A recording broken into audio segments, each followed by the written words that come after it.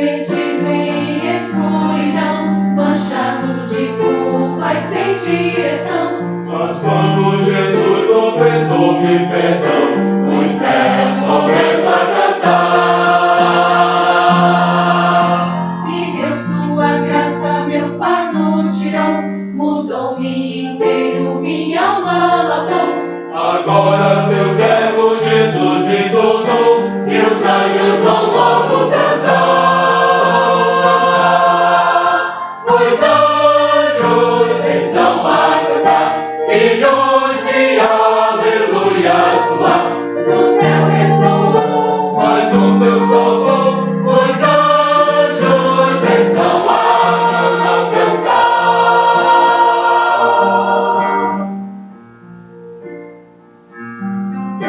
a luta é constante em todo lugar, a todos clamando em Deus confiar. E quando Deus salva mais um pecador, os anjos começam a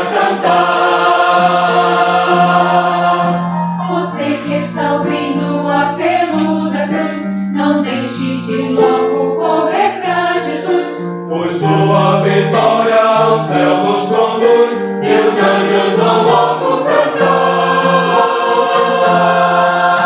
Os anjos estão a cantar, milhões de aleluias no ar.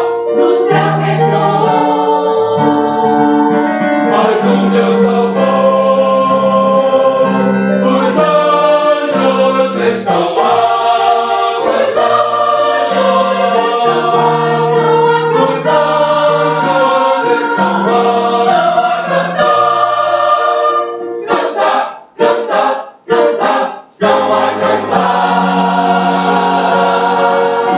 Os anjos estão lá, estão a cantar.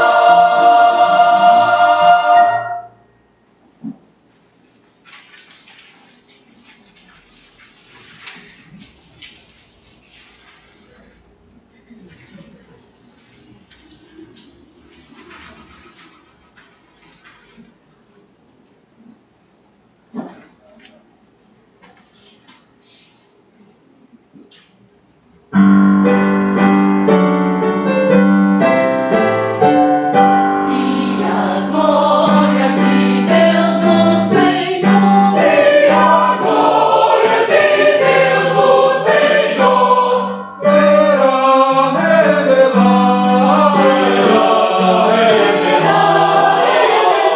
E a glória de Deus, o Senhor, será revelada. Pois eis, a Virgem conceberá e terá um filho, e chamá-lo-ão Emanuel. Deus conosco.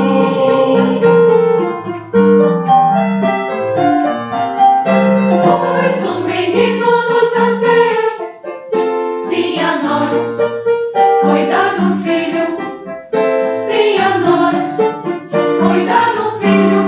O governo está firmado nos seus ombros. E E será o seu nome, forte Deus, conselheiro, maravilhoso, o Pai da eternidade, o príncipe da paz, o Pai da eternidade, o príncipe da paz. da terra. Glória a Deus, glória a Deus, glória a Deus nas alturas. E paz na terra. Quem é o Rei da Glória? Quem é o Rei da Glória? Senhor Jeová, Senhor Jeová. Digno é o Cordeiro que foi morto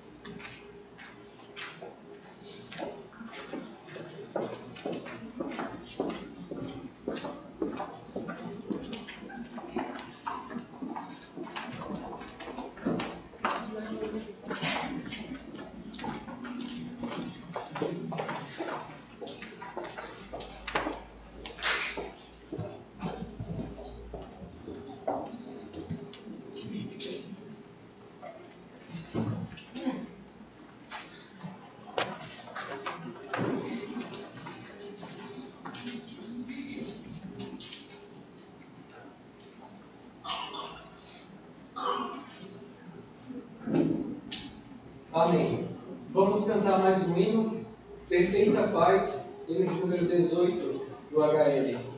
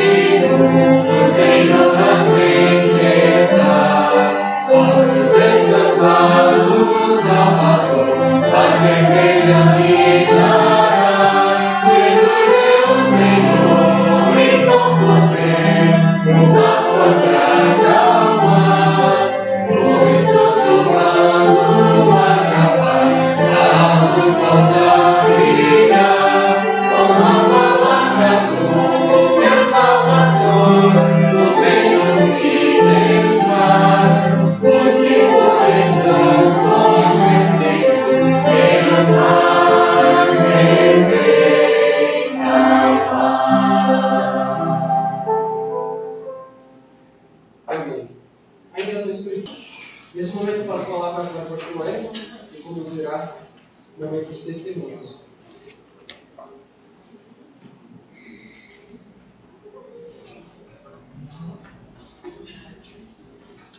Na verdade, meus amados, vamos ter um momento de oração. Nós precisamos muito.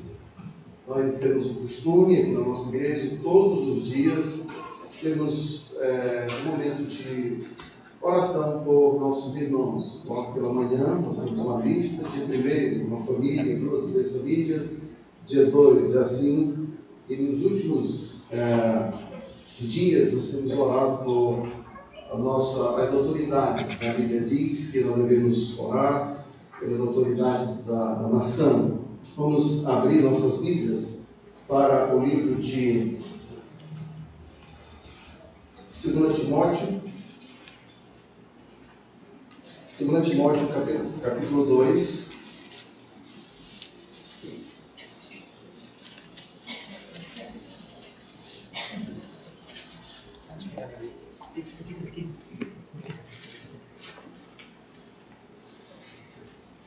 Eu lembrei os irmãos acompanharão as suas Bíblias. 2 Timóteo. Aliás, 1 Timóteo, viu? 1 Timóteo, capítulo 2.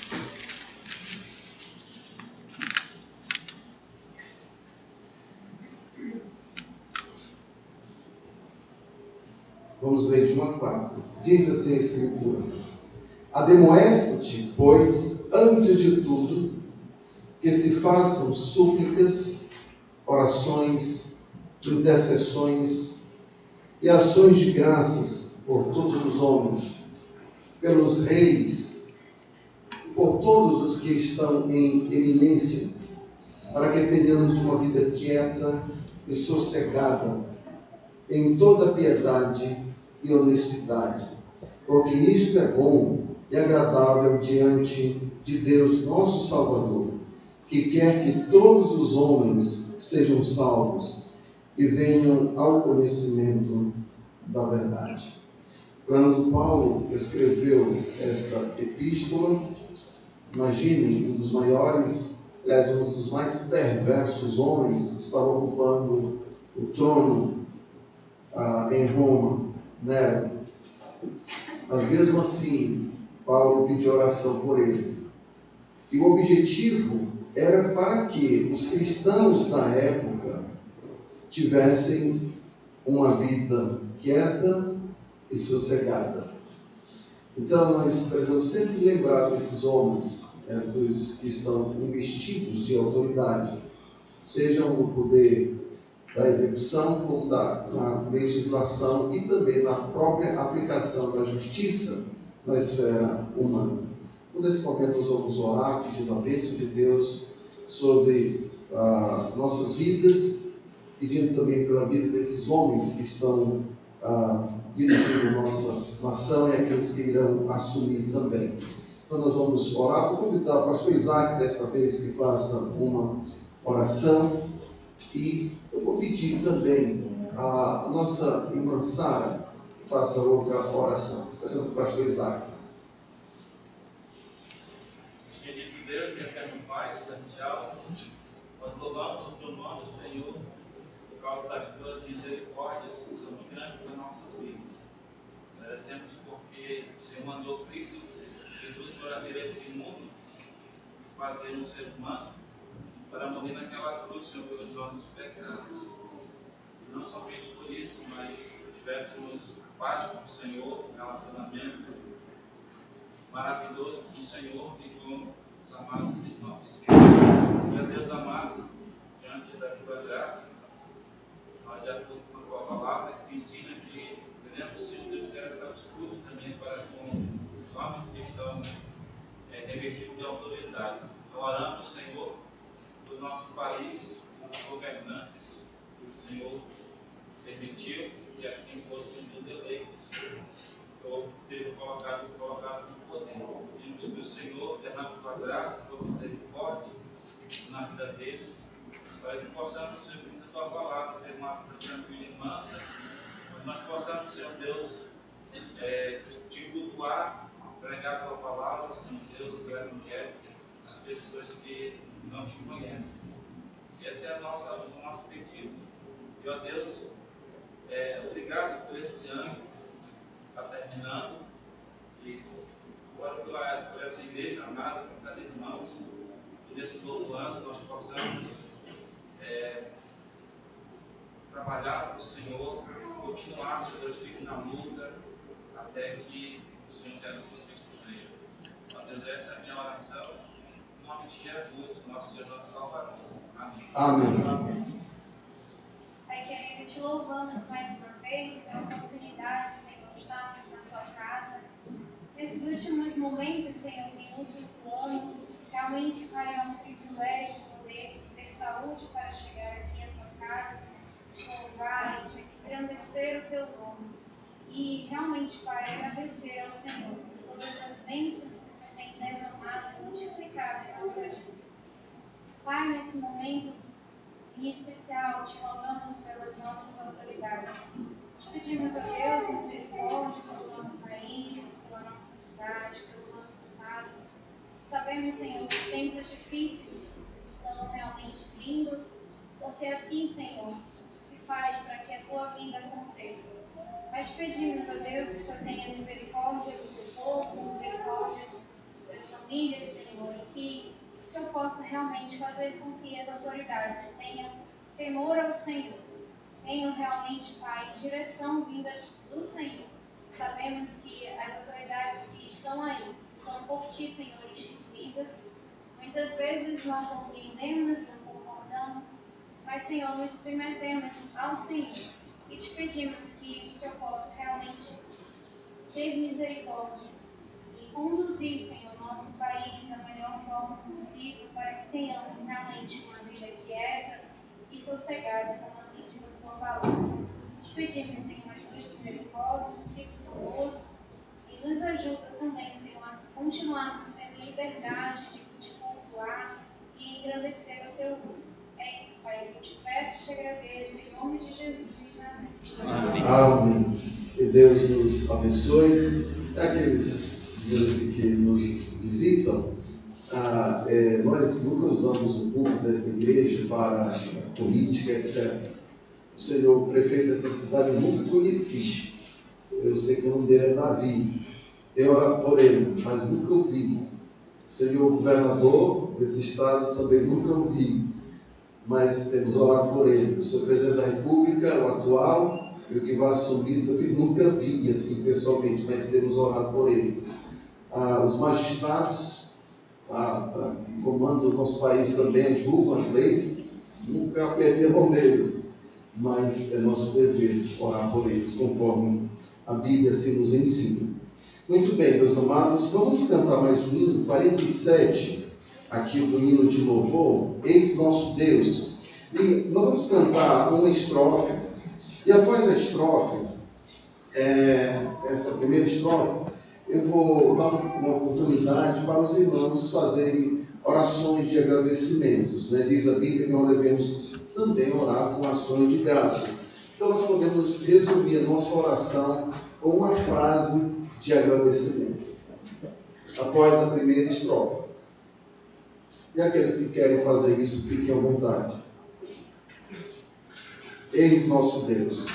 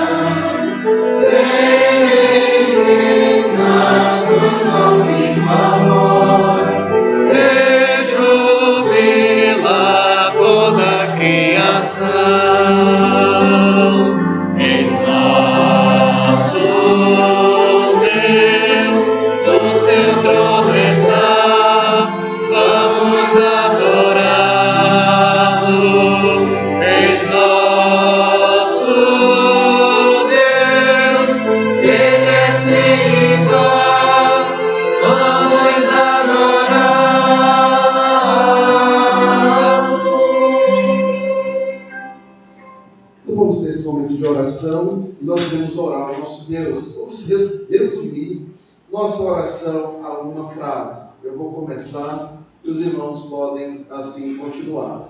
E após o toque da sineta, nós vamos retornar e depois dar outra oportunidade para os irmãos orarem. Oremos.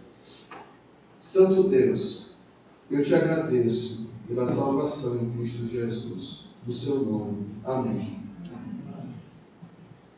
Senhor Deus, obrigado por sua promessa, do teu Filho, de que nunca irá nos deixar e de que de maneira nenhuma irá nos desamparar, Pai. Muito obrigado. Nos méritos de Cristo nós oramos. Amém. Amém.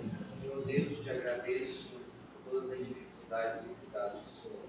Abençoa nós assim. Amém. Senhor Deus, eu te agradeço pelo aperfeiçoamento que tu nos deste nesse ano. Te agradeço em nome do teu Filho Jesus, nosso Salvador e Senhor. Amém. Amém.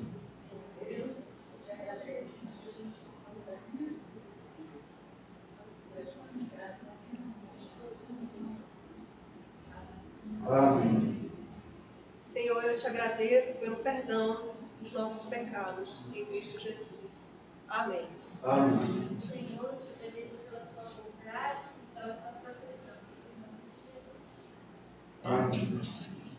Senhor, agradeço pelas tuas imensas misericórdias nesse ano. Em nome do Senhor Jesus. Amém. Amém.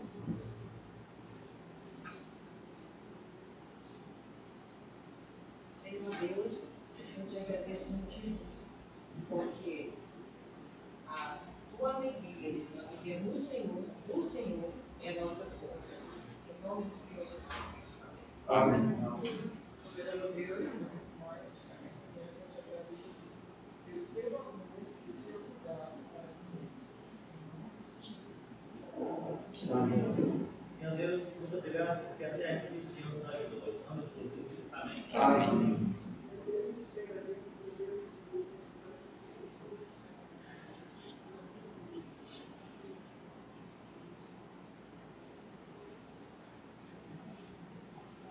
Amém. Senhor, eu te agradeço pela oportunidade de estar voltando para a tua casa. Em nome de Jesus. Amém. Senhor Deus, eu quero te agradecer pelas lutas, pelas provações que o Senhor nos concedeu nesse ano, que fazem parte, Senhor Deus, do processo de crescimento espiritual. Em nome de Jesus, amém. Amém. Querido Deus, digo graças ao Pai, porque tem sido gracioso para as nossas vidas. Te agradeço em nome do Senhor Jesus. Amém. Senhor, eu te agradeço por todas as bênçãos seguidas das tuas mãos, porque o Senhor ouve as nossas orações. Em nome de Jesus. Amém. Nós vamos continuar com ações de graças em outro momento, durante a nossa programação. É bom, diz a Bíblia, agradecer ao Senhor. Vamos cantar as duas últimas estrofes deste hino e após vamos fazer a meditação na palavra de Deus. Quem já deu conselho ao Senhor? Ao que disse, quem se pode opor? Tudo sabe, quem vai lhe ensinar? Tudo fez, quem pode questionar? Eis nosso Deus.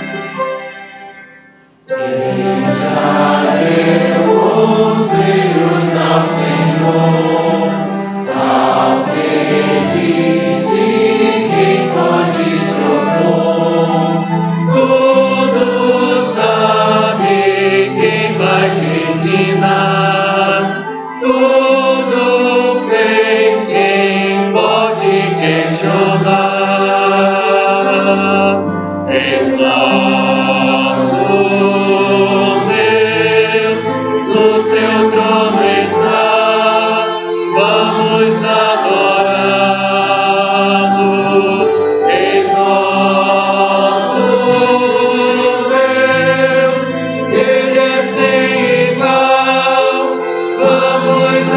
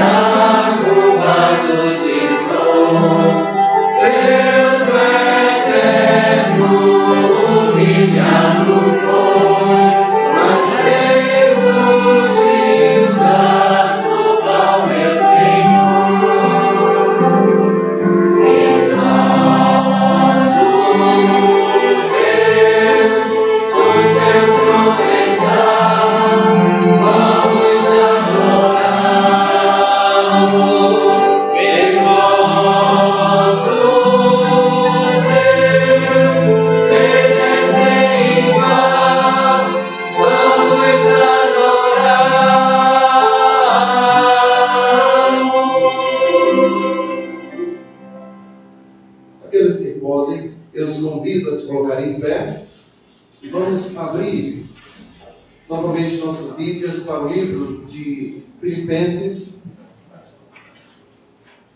capítulo 3. Filipenses, capítulo 3. Nós vamos ler a partir do versículo 12. Filipenses, capítulo 3, a partir do verso 12. Eu lerei e os irmãos acompanharão em suas Bíblias.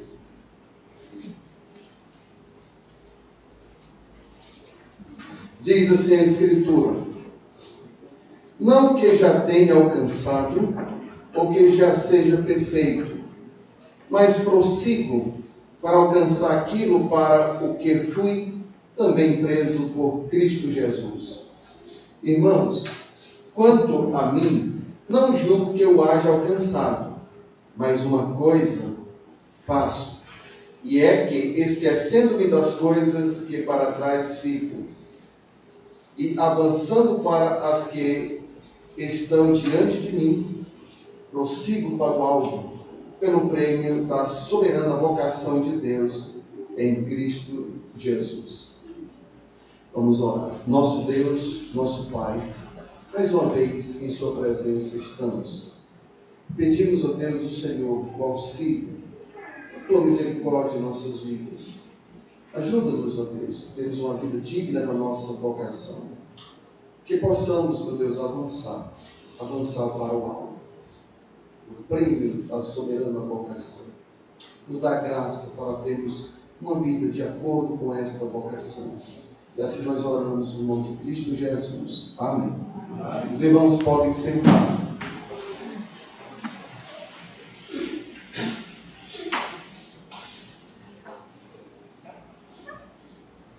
O ano de 2023, aliás, 2022, praticamente terminou, né? Em outros países, já é 2023, daqui a pouco, daqui a uma hora mais ou menos, já em Brasília, horário oficial do país, 2023, então vamos aguardar mais um pouquinho para chegar a nossa vez.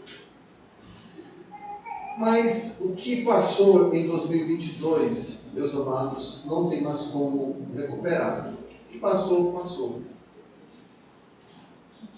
Tem um ditado que diz o seguinte: quem vive de passado é museu. Há muitas pessoas que carregam traumas daquilo que realmente deixaram de fazer e sofrem por causa disso. Desta vez eu quero encorajá-los a esquecer essas coisas e fazer um propósito diante de Deus para uma nova vida. E Deus, em sua graça, vai te dar as condições para um recomeço. Um recomeço. É interessante que muitas pessoas gostam de ler biografias, até para satisfazer, né, a curiosidade de grandes homens. E muitas vezes nós lemos as biografias para encontrar aquelas pessoas que nós admiramos ou queremos saber delas, descobrir algum segredo, né, de sua vida, suas virtudes, mas também muitas vezes suas fraquezas.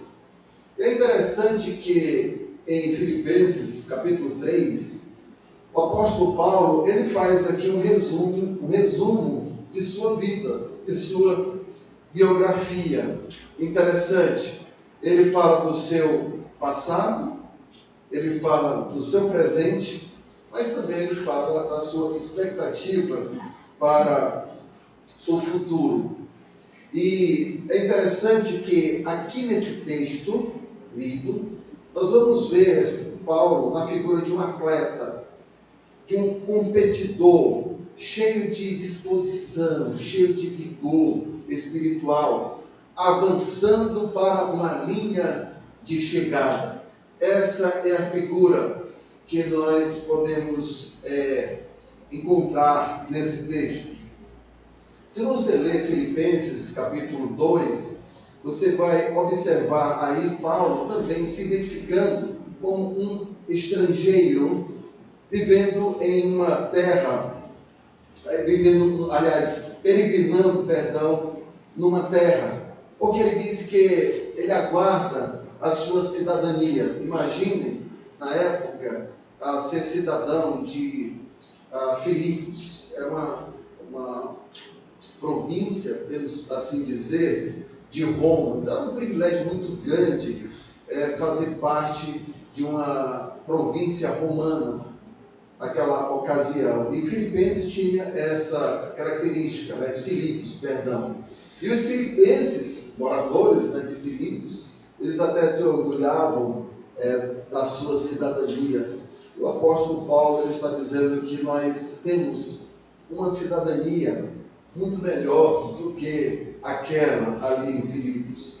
Os privilégios que os filipenses tinham por fazer parte daquela colônia romana nem se comparavam com os privilégios que os santos terão no céu. E é interessante que nós podemos observar as experiências dele, de Paulo, principalmente olhando para o passado. E ele começa a ser encorajado a prosseguir, não ficar preso lá naquelas coisas que já aconteceram. O passado dele não perturbava mais, porque ele ficou para trás. Não o que estava ao redor dele, mas ele mirava no que estava em sua frente. Parece que ele está aqui dando, ou pelo menos vendo a corrida, uma corrida. Era muito comum naquela região a corrida de carros puxados por cavalos. É interessante que quando você lê ou estuda sobre os elementos romanos da época, é muito comum esse tipo de corrida.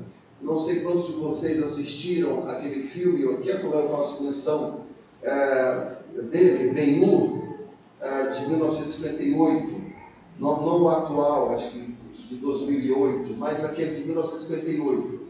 Então ele traz muitos elementos romanos, as galés, por exemplo, as corridas e etc. E ali nós podemos ver aquelas corridas de carro, onde Ben-Hur está correndo com Mensala.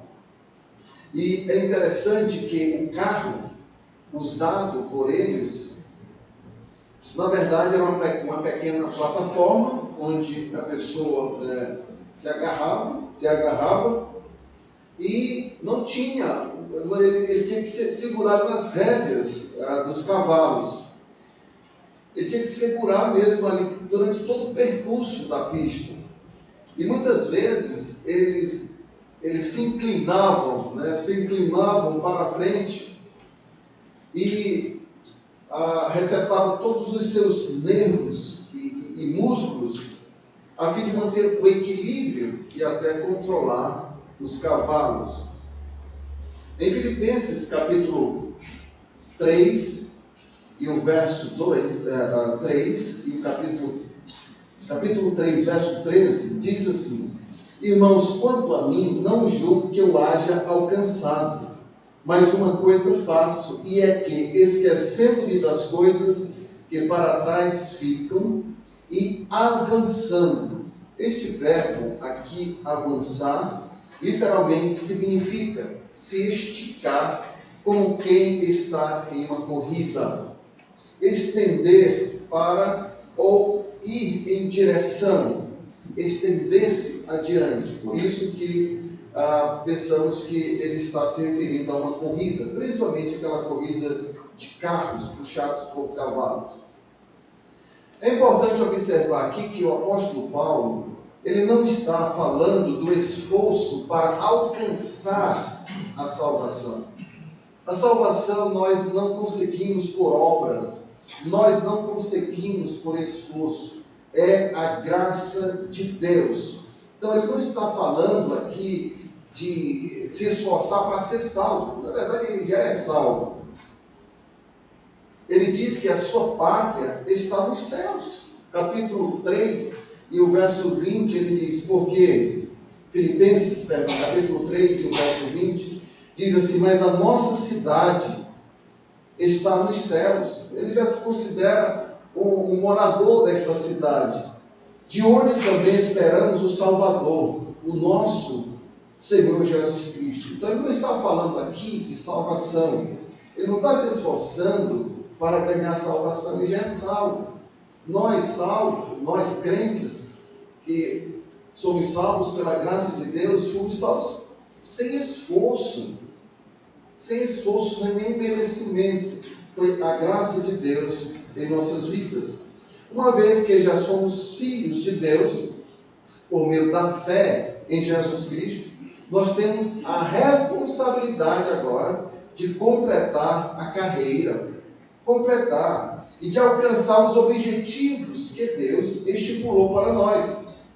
Então, é como se Paulo estivesse dizendo a nós hoje: desenvolvam aquilo que vocês já têm, desenvolvam a vossa salvação.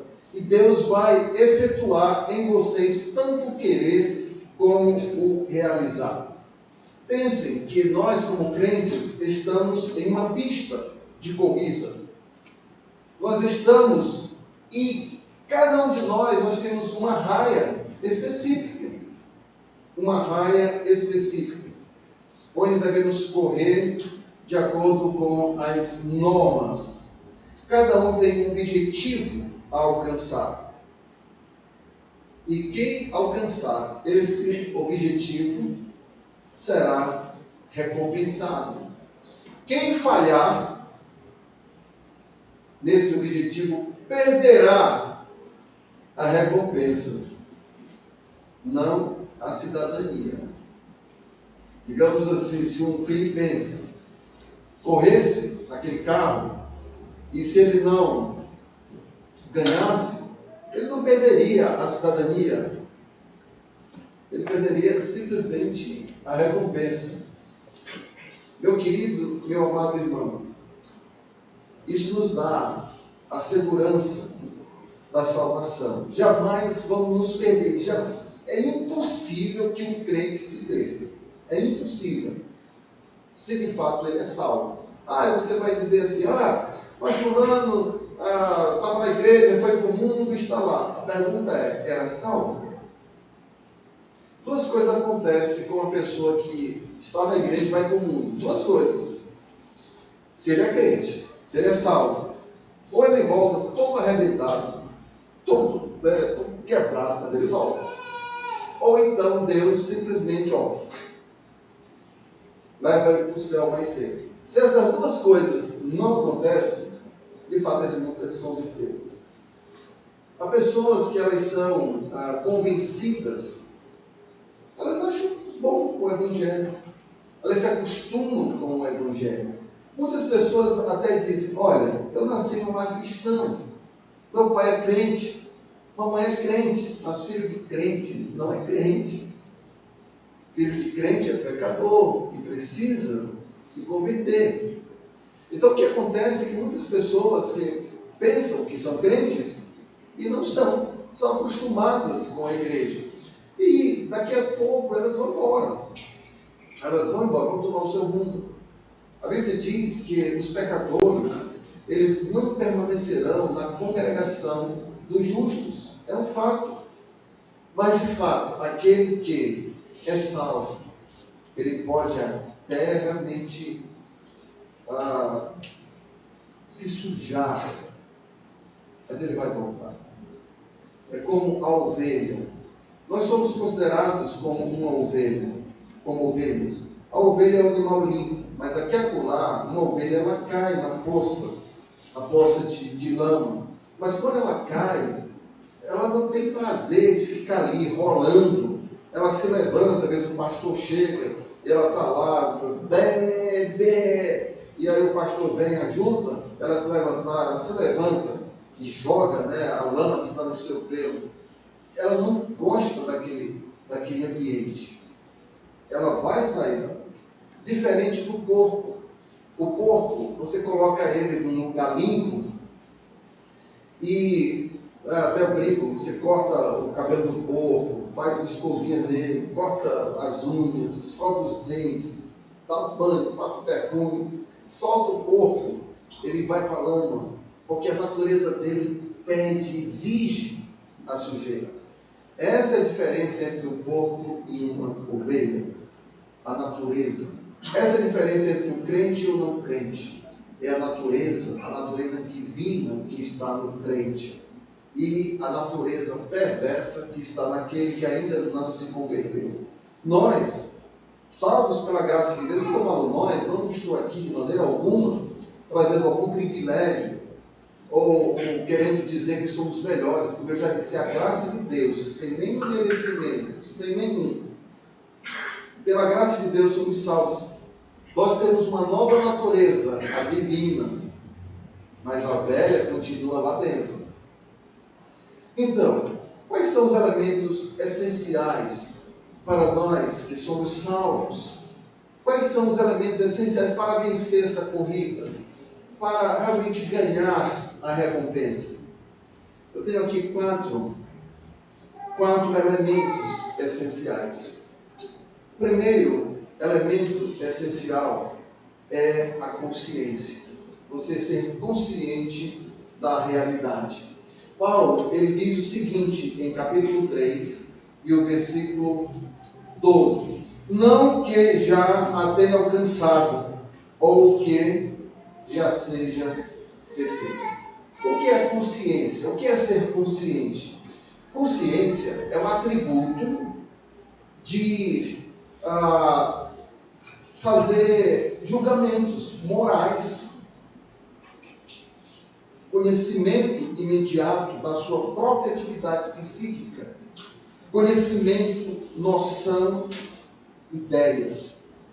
Então, quando nós temos a consciência, vamos chegar à conclusão: eu preciso melhorar. Eu preciso melhorar. O apóstolo Paulo aqui está dizendo: não julgo havê-lo alcançado. É uma declaração de um homem santo, um homem maduro, um homem que nunca se deu por satisfeito com as suas realizações espirituais. Nós nunca devemos estar satisfeitos com as nossas realizações, ou seja, sempre temos que melhorar, avançando. Acredito nisso, creio nisso, pratico isso, e muitas vezes tenho falhado nisso também. Mas é assim, você deve hoje estar mais santo do que ontem, amanhã mais santo do que hoje. Deve ser assim, deve ser o nosso alvo. É verdade que Paulo, ele estava contente com Jesus Cristo, ele estava muito contente, mas não estava contente com a sua própria vida. Era como se ele estivesse com uma insatisfação santa. Isso é o primeiro elemento essencial para avançar na corrida cristã. Muitas pessoas ficam contentes, ficam alegres com a sua própria situação e se comparam. E comparam a sua carreira com a carreira dos outros crentes, normalmente com aqueles que não fazem progresso. Por exemplo, se Paulo tivesse que se comparar com os outros, Paulo, ele estaria realmente em grande vantagem. Por quê? É um homem muito sábio. Talvez, se fosse hoje, Paulo ele seria um pós-doc. Talvez teria 3 pós-doutorado. Era um homem muito sábio em relação ao conhecimento humano, em relação ao conhecimento religioso, ainda mais, porque ele era fariseu. Então, eram poucos que poderiam até se comparar com ele. Então, se Paulo olhasse assim: olha, eu estou falhando, mas também fulano falha.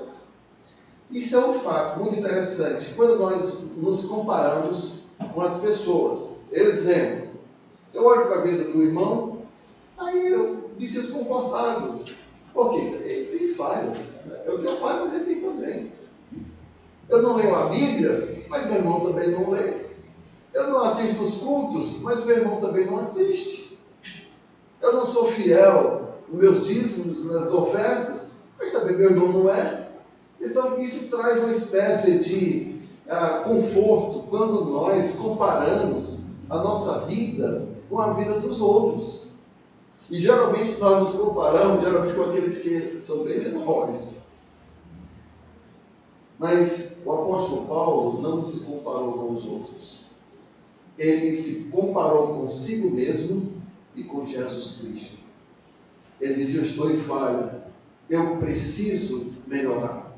E essas duas palavras aqui, no verso 12 e no verso 15, explicam o seu raciocínio. Essa palavra, no verso 12, quando ele diz: não que já tenha alcançado ou que seja perfeito. A palavra perfeito, veja o verso 15. Por isso, todos quantos já somos perfeitos. Parece uma contradição? Não, não é uma contradição aqui. Ele está dizendo que ele ainda não alcançou a perfeição, mas já é perfeito, ou seja, ele é maduro. Ele entende estas coisas. E uma das características dessa maturidade é a consciência da sua própria imperfeição. Eu preciso melhorar. Então, quando um crente ele faz uma autoavaliação, uma avaliação honesta, ele vai dizer: eu estou em falha, eu preciso melhorar, eu preciso melhorar. E aí, meus amados, é onde nós nos humilhamos, nós reconhecemos as nossas falhas. 2022 eu falhei muito, mas muito mesmo. Eu preciso melhorar, eu preciso melhorar. É interessante que quando nós temos essa atitude de humildade, Deus ele se agrada.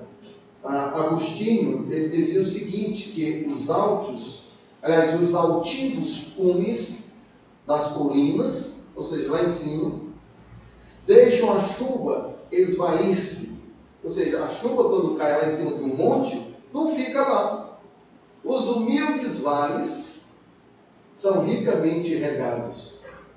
Thomas Brooks dizia o seguinte: os homens mais santos são sempre os mais humildes. Outro pregador disse: se aprendêssemos a humildade, ela poderia poupar-nos da humilhação. Thomas Adams dizia que a humildade são os joelhos da alma.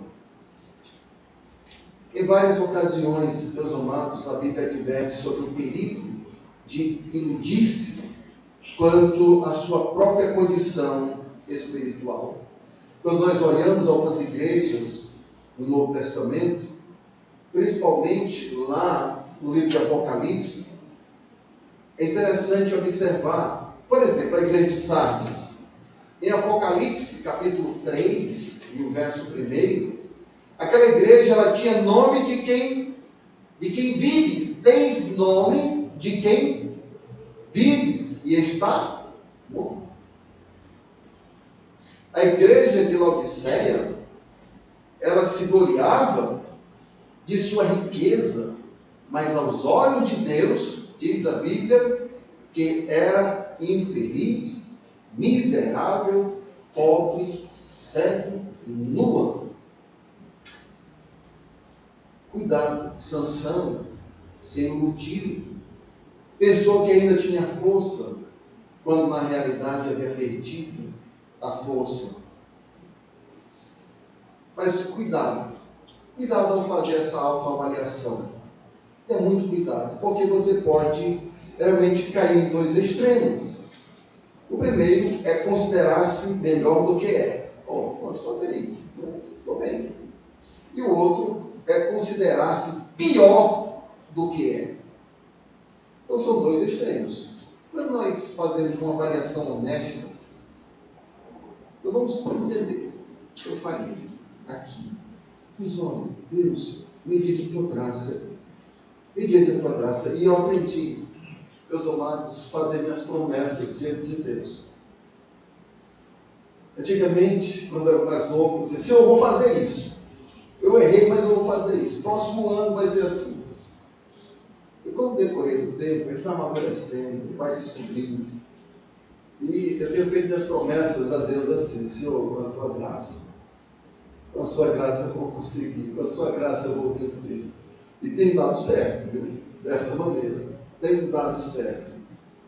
Então, quando nós temos uma insatisfação, olhando para a nossa vida, nós chegamos a essa conclusão: preciso melhorar. Nós estamos insatisfeitos com o nosso progresso. E assim nós vamos avançar. O segundo elemento, o primeiro era a consciência do que você é.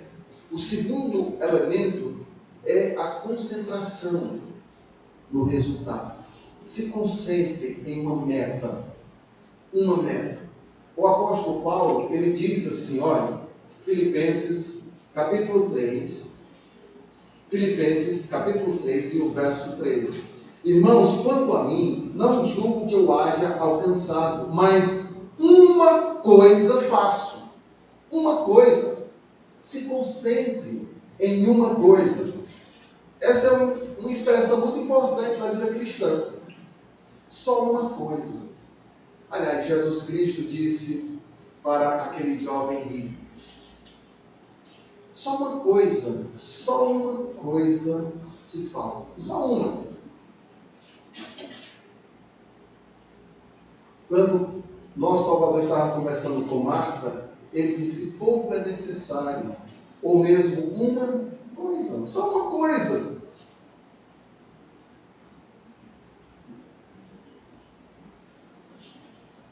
O salmista, ele dizia assim: uma coisa, eu peço ao Senhor, e a buscarei, que eu possa morar em tua casa. Uma coisa. Ele se concentrava em uma coisa. Muitos cristãos estão envolvidos em várias coisas, quando na verdade o segredo da vida cristã é concentrar-se em um alvo, uma coisa. Voltando à figura do atleta. Nenhum atleta é bem sucedido, ao fazer tudo. Sabe qual é o segredo? É a sua especialização. Por exemplo, né? Vamos pegar aqueles corredores. Corredor mesmo, né? Ele é especializado em correr maratona. Se ele for correr aquela corrida de acho que é 50 metros ou a 100 metros, ele vai perder. Porque a especialidade dele, a especialização dele é naquela maratona, resistência. Dificilmente você vai encontrar um atleta que vai competir em várias modalidades, seja na natação. Geralmente eles se concentram, né, aquele nado rápido, ou borboleta, ou de costas. Então ele se especializa em uma modalidade. Existem poucos atletas que realmente podem competir em várias modalidades. Então os vencedores são aqueles que se concentram em uma coisa. Eles se dedicam inteiramente naquela atividade. E assim, meus amados, nós temos uma corrida a fazer, ou a terminar. Você precisa se concentrar, você precisa se dedicar inteiramente àquilo que Deus te deu a fazer. Por exemplo, no livro de Neemias, nós encontramos uma proposta para Neemias deixar a obra. Ele disse assim: estou fazendo uma grande obra, de modo que não poderei descer. Não vou descer. Então, se concentre. Paulo disse: uma coisa eu faço. Uma coisa eu faço. As pessoas que não temem a Deus são controladas pelo passado. Mas um cristão que participa da corrida, ele olha para frente. Imagine um corredor correndo e olhando para trás. Ele vai perder, ele vai se distrair, ele vai perder realmente o alvo, pode até tropeçar e cair. Se um agricultor está arando a terra, ele não pode olhar para trás. Até o nosso Salvador disse: aquele que tem posto a mão no arado não pode olhar para trás. Por quê? Senão você vai, digamos, o boi está aqui naquele tempo, né? Hoje as pessoas podem arar, deixar o trator lá numa posição e ele vai ser reto. Mas naquele tempo era tração animal. Imagina, ele controlando aqui e olhando para trás. Olhando para trás. Daqui a pouco ele começou aqui e ia terminar para lá. Não dá certo. Então, olhe para frente. Olhe mais para frente. Olhe para frente. Não olhe para trás. Muitas vezes estamos acostumados a choramingar o passado. Só ficar lá olhando o que aconteceu e vai sofrendo. Vai sofrendo. Está errado. Está errado. Paulo, ele diz uma coisa fácil: esquecendo-me das coisas que para trás ficam. Agora, deixa eu explicar essa palavra aqui, esquecer, na língua grega. Esquecer, nesse sentido, não significa deixar de lembrar, a menos que se trate de um caso de fraqueza intelectual. E algumas pessoas chegando à velhice, de fato, né, elas realmente vão esquecendo algumas coisas, mas problemas de saúde. Mas nenhum cristão maduro é capaz de se esquecer do que aconteceu no passado. Então, esse esquecer aqui não significa deixar de lembrar. Às vezes, nós desejamos de ter a capacidade de apagar certas memórias, mas sabemos que não é possível. E eu acredito até que a providência de Deus, que essas coisas que nos aconteceram, aqui é por lá, a gente fique lembrando, mas eu quero explicar aqui.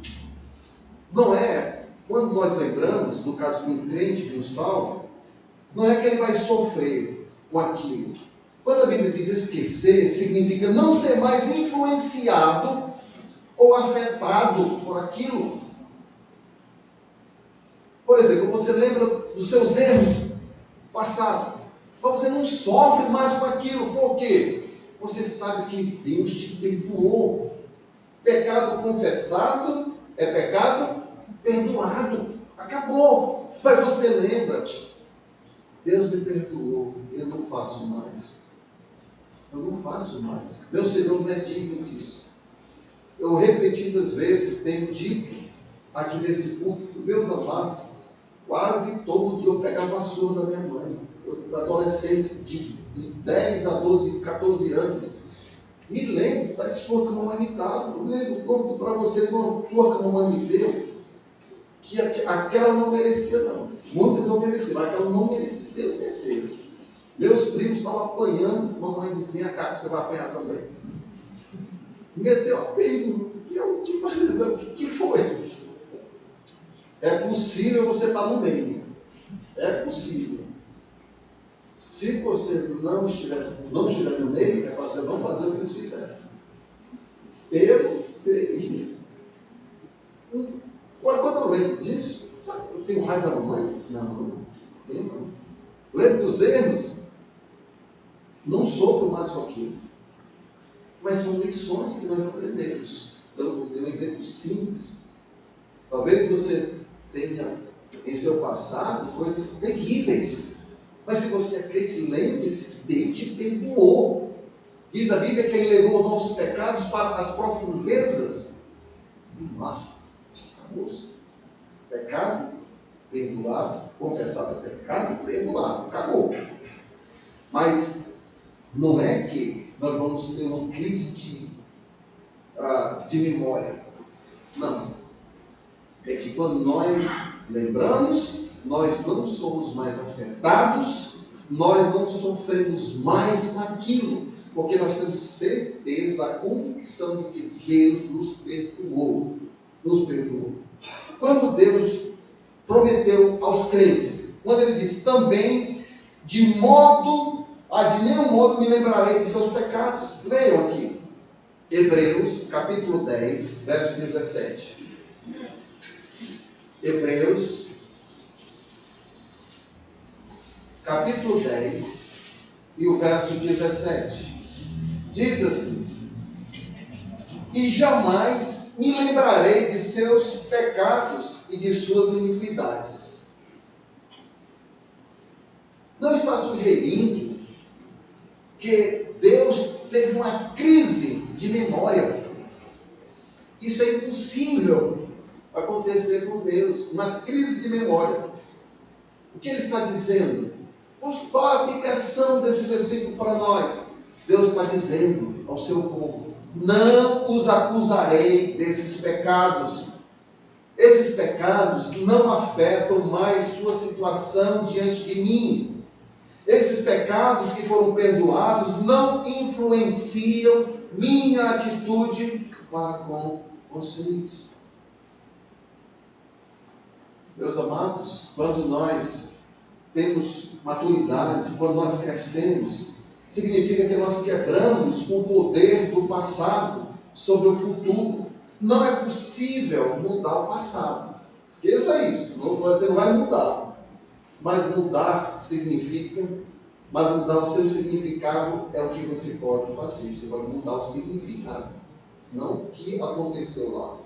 Há coisas no passado de Paulo, quando ele era incrédulo, que poderia ser um peso na vida dele, um peso para atrasá-lo em sua corrida.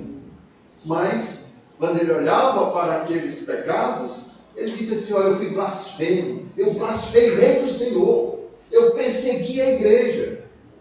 Ele não esqueceu do que ele tinha feito, mas aqueles pecados, seus erros, se tornaram inspirações para fazê-lo correr ainda mais rápido. Eu esqueço daquelas coisas, não me influenciam mais, eu não vou ficar mais sofrendo com aquilo, passou, mas eu avanço. Os acontecimentos não mudaram. O que mudou foi a maneira de encará-los. Interessante, quando José ele encontrou seus irmãos, quando José se identificou para eles, José não guardou mágoa deles. Depois de mais de 20 anos, sem dúvida, os irmãos de José maltrataram ele.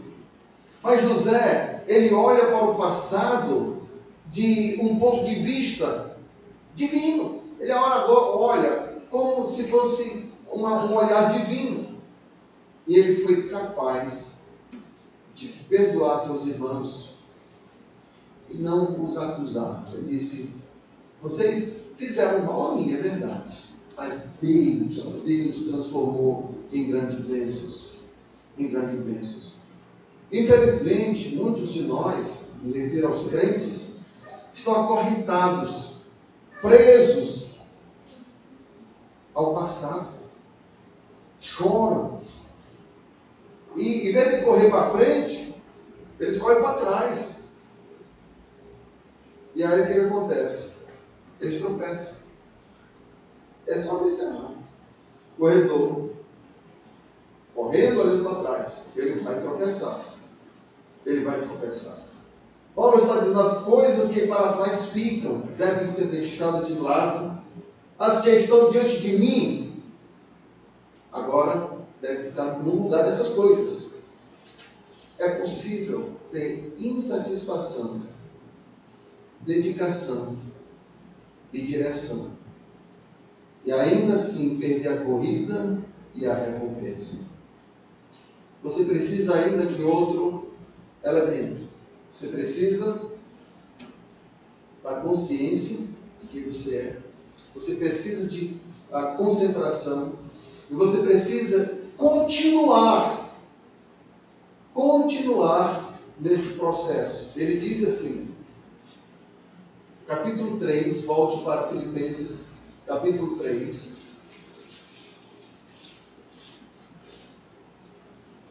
Filipenses, capítulo 3,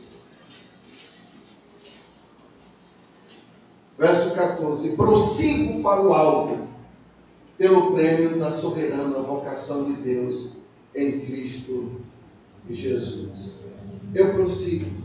O verbo aqui tem a ideia, meus amados, de esforço intenso. Os corredores costumavam usar, os gregos, quando usavam esse termo que Paulo usou, falava de um caçador perseguindo a sua presa.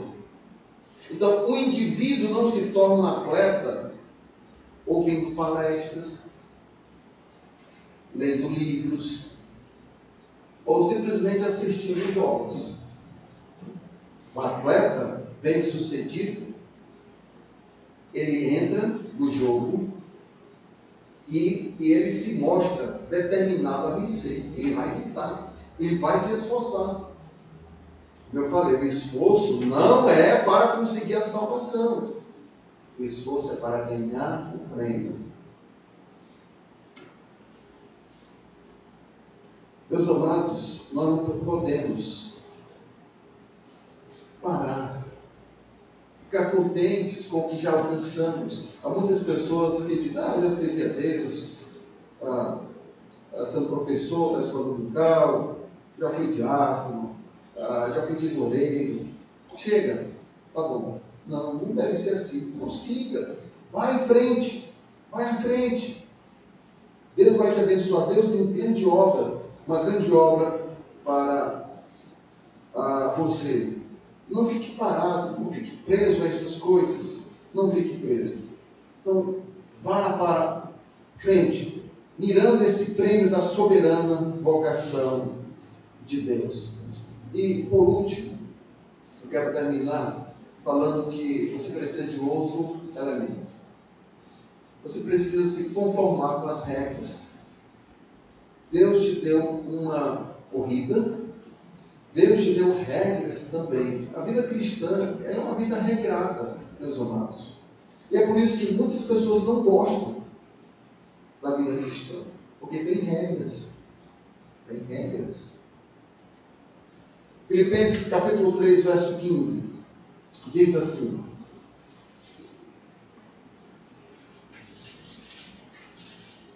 por isso, todos quantos já somos perfeitos, sintamos o mesmo, e se sentis alguma coisa de outra maneira, também Deus vos revelará. Mas naquilo a que já chegamos, andemos segundo a mesma regra, e sintamos o mesmo. Aqui fala da disciplina. Não basta apenas correr com disposição. Não basta apenas vencer a corrida. O corredor também deve obedecer às regras. Geralmente nas Olimpíadas, algumas daquelas medalhas são confiscadas. Porque se descobriu que o corredor, o atleta, ele quebrou alguma regra. Por exemplo, ele tomou anabolizantes ou estimulantes, que é contra a regra. Perderam. Se eu não me engano, aquele grande corredor da década de 80, Ben Johnson, perdeu a medalha dele. Ganhou todas as corridas disputadas, mas depois perdeu. Por quê? Correu fora das regras. E naquelas corridas, da época do apóstolo Paulo, os juízes, eles eram extremamente rígidos com respeito aos regulamentos. E deve ser assim. Se um deles fosse pego, transgredido as leis da corrida, eles também não perdiam a cidadania, mas desonravam. Perdiam o privilégio de participar e de ganhar o prêmio. Então, nós temos regras espirituais. Nós temos regras espirituais a serem seguidas. Então, meu irmão, minha irmã, se você quer avançar em 2023, faça isso. Faça uma autoavaliação da sua vida. Como você está? Onde você fracassou? Se avalie. Não é para ver dos outros, não, é para a sua. Se concentre agora no alto. Se concentre. Continue a vida cristã.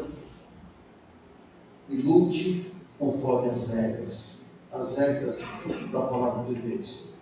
Não sei como foi a sua vida esse ano, mas é uma oportunidade que Deus está te dando para um recomeço, uma oportunidade. Talvez você ainda nem seja crente, mas por alguma razão você está aqui nesta noite. Talvez você esteja longe dos caminhos do Senhor, mas por alguma razão Deus te trouxe aqui para um recomeço.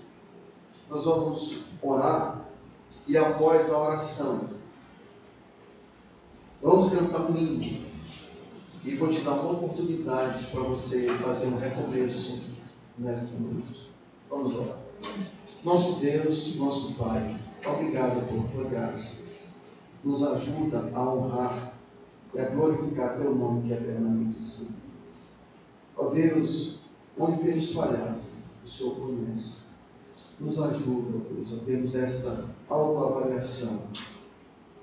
Decidimos, mediante a tua graça, ó Deus, avançar para este prêmio. Nos ajuda. Se porventura há entre nós pessoas que se afastaram do Senhor e que ainda não te conhecem, o Senhor esteja trabalhando nesse coração ou nesses corações. Em nome de Jesus. Amém. Então vamos cantar o hino de